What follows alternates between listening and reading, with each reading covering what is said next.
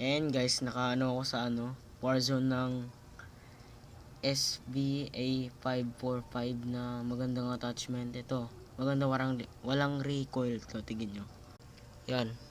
Bagay siya pang long range kasi tinesting ko sa long range to eh. Yan. Pati pistol, ano rin siya. Bilangan yung putok ng baril, 4 lang yung pagkaputok ng baril, ibig sabihin tumba na yung kalaban mo. Yan, tignan nyo. Testing natin.